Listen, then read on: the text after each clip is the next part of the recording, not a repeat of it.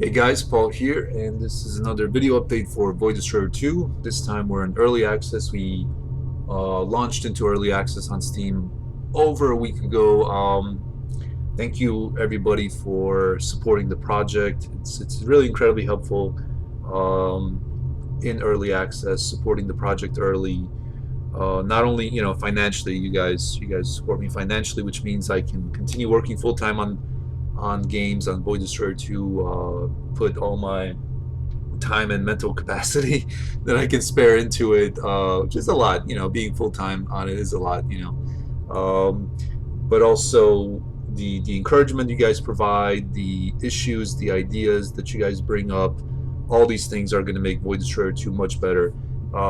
And a really, really important factor is also my motivation. When people play the game, when they tell me they enjoy it, even if they're like, hey, I enjoyed this, but this could be improved, or I had fun here, but the fun stopped when this happened.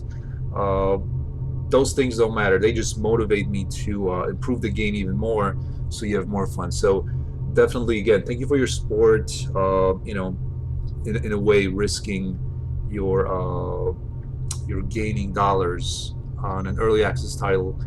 I hope that I will never disappoint you. And if I do, please let me know. We'll try to see what's up. So again, thank you guys. Thank you very much. So let's talk about some of the updates. And the way I try to do updates is I try to see what's going on the Steam forums. I try to get a sense of what's important right now, and at the same time, in terms of adding new features and bug fixes and things like that, I try to prioritize them using my own sort of opinions and what I tend to hear. So I saw that a lot of you were going into having fleets. This is sort of mid to late game.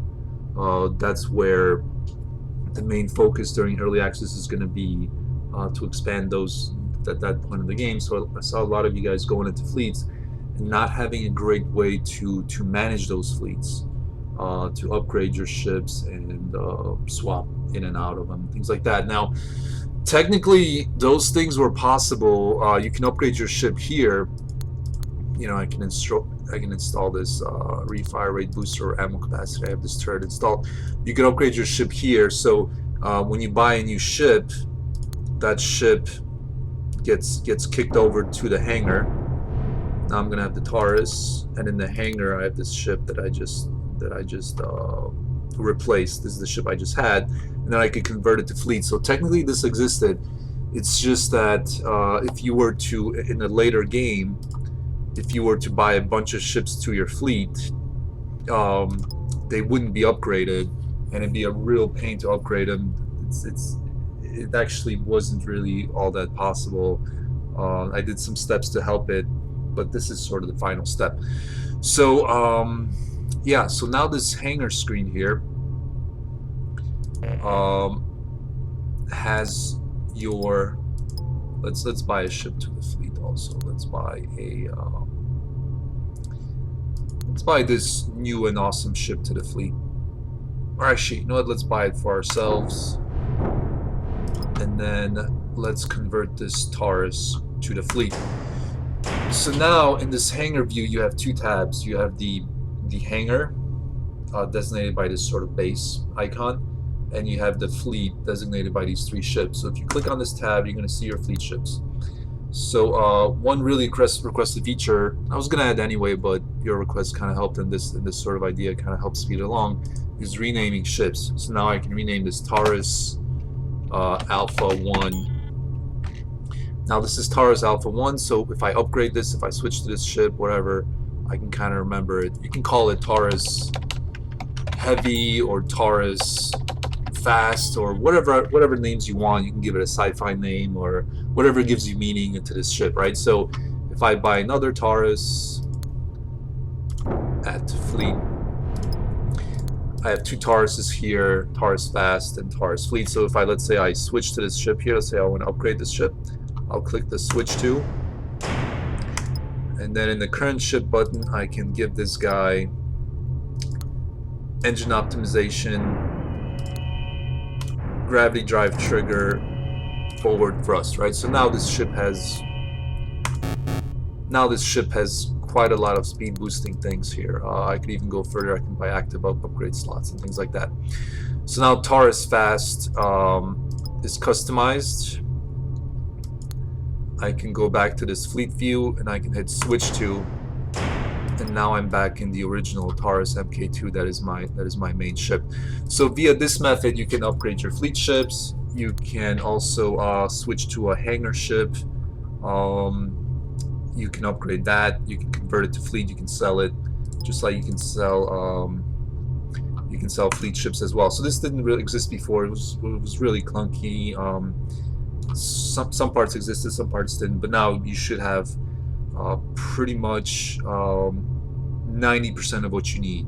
You know, it would be better. Let's say you click here, you click customize. That would be even better system that might be in the future. It's just that the way that hangar ships, fleet ships, and your current ship is handled in similar ways but slightly separate ways, that it just makes it kind of a pain to code right now. So instead of spending like a week on this, you know, this took me like 2 days. It'll solve 90% of your queries. How do I upgrade? How do I sell a fleet ship? How do I send a fleet ship to the hangar? Stuff like that. It should solve those issues, and then I can continue working on the bigger issues this week. For example, I'll be probably adding some more missions. So let's demonstrate some other things. Let me buy some other fleet ships, and let me hire some more ships. Let's hire Caterpillar. Let's hire some combat ships. So I did a few little changes. I just colored these yellow. Now when I watch YouTube videos, I see that some players are kind of confused. They're like, well, where's my fleet ships? You know, fleet ships tend to speed information with you, and early on they're really small. They're small fighters. So some players don't actually see them, and they sort of comment in YouTube videos, oh, where's my fleet ships? Where's my hired ships? So I decided to recolor them yellow for hired ships to help that aspect out. So let's do a quick save in case we have any issues. Quick saved. Let's launch. Actually, you know what, guys? Let's dock back again. Let's just do some fun stuff, huh? Alright, so the other thing I'm seeing, this isn't really part of the update, but well, kind of is actually. I keep adding active upgrades and upgrades here. So let's add some. Let's add the gravity drive trigger. Let's add the forward thrust.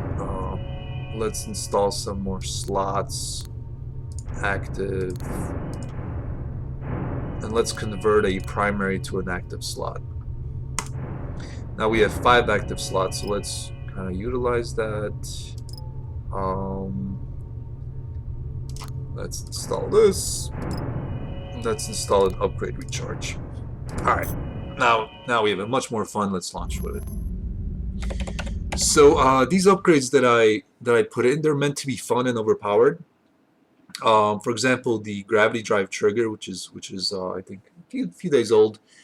If you activate it, by the way to activate these, you can use the page up and page down key to cycle them, or shift 1, shift 2 for this one, shift 3 for the next one, shift 4 for that one. So I'm going to activate the gravity drive trigger. Let's just see something so we get a relative idea of movement. There we go. So these upgrades are meant to give you a really quick boost of power. This is the forward shield upgrade. It'll block incoming projectiles. So definitely, guys, experiment with these. Check these out. It could really help you in the early game if you haven't. I've seen some of that in the YouTube videos. I keep adding to these, so keep checking them. Keep trying the new ones. There's the forward thrust. It's going to really let me accelerate. And of course, I can use the recharge and use the gravity drive trigger again. So you might have your like favorite shield recharge or whatever, but definitely give these a shot. So let's switch to overworld mode, and now we see these yellow ships. Those are our hired ships, and a lot of players are like, well, where's my fleet ships? And they're with you. You kind of can't see them because they're just grouped under you. If you click this button right here, show fleet ships, I've done a few improvements here where I kind of changed the background. I zoom in a lot more. I'm going to do a bunch more improvements here still. I'm probably going to display these in a different way instead of the wireframe way. But there's your fleet ships. By clicking this button, you can toggle this back and forth. So anyway, I bought these guys. So now what I can do is I can tell this brick, I can tell it to go to primary hangar. It gets dropped from my fleet. It's going to travel to the primary hangar, and it's going to dock there. In that hangar screen, there's a checkbox whether it's a primary hangar or not. But we can also separate ships from fleet, and now you can see them with you just like hired ships, these green guys. So you can distinguish fleet ships or your own ships by the green, with hired ships by the yellow. You can also give these guys orders just like you give yourself an order. So you can click on this caterpillar and you can say, hey, pick up a cargo pod if there was a cargo pod here, or you can say, you know what, just go back to the hangar and it's going to be dismissed. If it had a cargo pod, it would just wait here. But with fleet ships, with your own ships, you can click on this Taurus and you can say, hey, go back to the hangar. It's going to be in the hangar waiting for you. So if it's damaged, you don't want to risk it or whatever, you can do that. Or let's say it's damaged, you can find the repair platform. There's one. You could right click it and this ship would go to repairs if it was damaged enough. So these things were added to go back to the hangar, to kind of let you upgrade them before I put those other features in, to have more control over your hired ships, your own ships. You can also tell hired ships to go to a repair platform. And I'll be expanding on this to sort of make it more functional. You know, the game was based on, overworld mode was based on Mount and Blade, which had a pretty simple overworld, but pretty awesome one. You know, you couldn't like separate your troops and tell them to go someplace, or you couldn't have like mining and trading ships to mine for you. But this is space, so you kind of would expect you could do that. So I added these things to make the game cooler. So while it's inspired by Mount and Blade, it's expanded upon. You know, we don't always want to just copy a game 100%. We always want to make it a little better or try to improve it. You know, Mount and Blade is a great game, but we have a chance to add to the genre. So let's see. Yeah, I think that's about it for the stuff I wanted to cover. Again, guys, thank you very much for supporting the project in early access. Thank you for giving feedback, letting me know about bugs, issues, ideas. There's a bunch of them that I put in from your suggestions. Actually, now that I think of it, maybe I should mention it a little bit. I can't add every single idea, and some ideas are more workable than others. You know, if you tell me an idea like, hey, I want to explore this hangar and I want to see people walking around it, that's a kind of a hard idea to implement because it involves new assets and animations. But if you tell me like, hey, I want a auto repair checkbox here, or for the fleet, that's a great idea. It enhances the current gameplay, and it's not too hard. It doesn't really require new assets and things like that. So this was an idea from a player on the forums, and it makes perfect sense because if you have a bunch of fleet ships, these are the ships I sent to the hangar, by the way. If you have that command. So if you have a bunch of fleet ships, you can repair them now in this interface too. And if you have like 10, 20, 30, whatever, it'd be a real pain. So just toggle this auto repair. Yeah, so that was a great idea by a player, just making life easier for everybody. So yeah, thank you for those ideas. Thank you for supporting Void Destroyer during early access. You know, because I update so rapidly, there's a high chance of like bugs sneaking in. Some are better, easier to fix than others. Some are just really small that I can fix right away, like graphical glitches, or maybe this, for example, this morning this GUI, I dropped this little background somehow in this rename ship area, and then I re-added it like really quickly. So some are little minor glitches. Some are pretty bad. Like this morning, somebody told me that ships in the hangar, when you would load a file, they would end up with 0 health, and when you would convert them to fleet and undock them, they would actually just blow up. So that's kind of the worst bug. There's also a bug where if you switched back and forth between these ships, it would actually cost you money. That's a pretty bad bug too. Luckily, I'm able to fix those really quickly, especially because you guys are so great to let me know about them. So what's up next is, I'm gonna keep working on bug fixes, but this week I'm probably gonna spend on missions. There's a few factions that have ships that you can't technically buy, the bounty hunter faction, because the missions don't go high up enough. So I'm going to be adding some missions for those, and probably across the board I'm going to be adding missions. At the same time, if you have any ideas, suggestions that are really good to toss in, we'll add those in there. If there's bugs, we'll fix those bugs, and we'll keep going like that. So again, thank you very much for supporting the project. If you know somebody who might like a space sim, please let them know. If you're part of any gaming communities, please let them know. Thank you for all the wonderful reviews on the Steam page. Those are also incredibly helpful for the future of the project. Negative reviews will happen sooner or later, but if there's a good buffer or a good ratio to positive and negative, and really valid criticism or things I can work on, those are really incredibly helpful for potential players to see whether they're going to invest or not into early access, whether they're going to support the project. The more support, the more ships. That's basically what it comes down to. The more ships, the more bases. These are civilian ships, for example, and they have quite a good number of ships here. But pirates, bounty hunters, the military, other factions, future enemies, things like that. The more support, the more ships. I mean, it's basically like a 1-to-1 ratio, essentially, where I can tell my artists, hey, we need a new ship.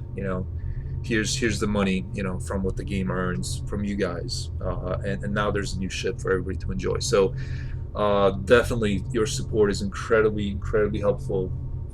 Any future support, telling a friend, or posting on forums, or letting people know when they talk about space sims. Maybe a YouTuber that covers space sims, maybe you can drop them a line. Things like that, incredibly helpful, incredibly valuable to me. Thank you very much for those type of things. All right, guys, I think I rambled long enough. Hope you're enjoying the game. Hope you'll continue enjoying the game. Make sure to hop back frequently, check for the new updates, new additions. Let me know what you think. Keep posting on the forums. That's really great to get a community going. All the issues out there. Don't be shy. If there's an issue, let me know. If you have an idea, let me know. Yeah, thank you guys. Have a great day. And yeah, we'll see you on the next update.